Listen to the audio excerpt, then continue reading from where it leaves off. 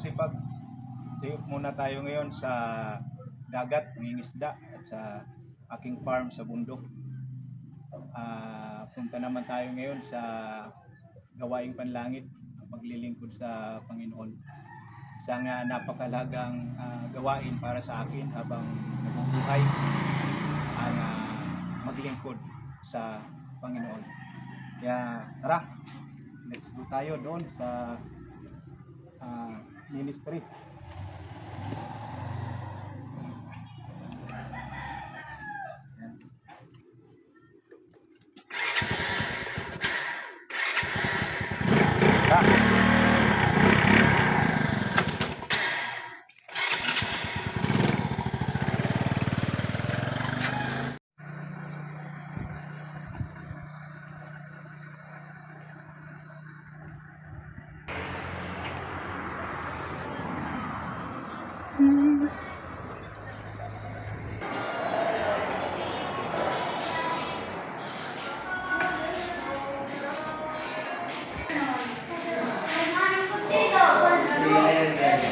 Nataya Ginoo sa iyo, anumang mga pagsubok ang dumarating sa amin, Lord. Salamat at patuloy mo kaming pinatatatag. Ngayon, O Diyos, ay ang araw na ito ay talagang iuukol namin ang aming mga buhay upang ikaw ay purihin, sambahin at paglingkuran sa anumang magagawa namin ngayon. Nawa ay makasunod lamang kami, maayon lamang sa inyong banal na kalooban ang lahat ng aming gagawin ngayon, Panginoon. Kaya sa aming mga pagpupuri at pakikinig sa iyong mga salita, Panginoon, patuloy mo po kayong mangusap sa bawat isa sa amin. At patuloy din po kayong magpakahayag sa aming kalagitnaan na ikaw ay banal na Diyos. Hallelujah. Okay, ang sabi dito sa Efeso chapter 10, verse 10. Okay,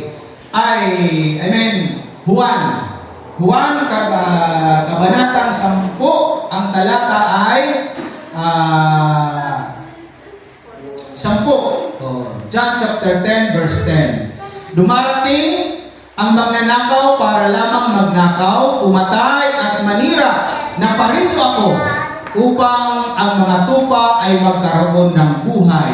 Buhay na masaganang lubos. Yan ang sabi ng Panginoon. Sino ang naniniwala? Naniniwala tayo na ang Diyos walang ibang hinahangad para sa atin kundi magkaroon tayo ng isang buhay na ganap, kasaya-siya at lubos. Amen? Hallelujah. Purihin ang Diyos. Palapakan natin ang Panginoon. Amen.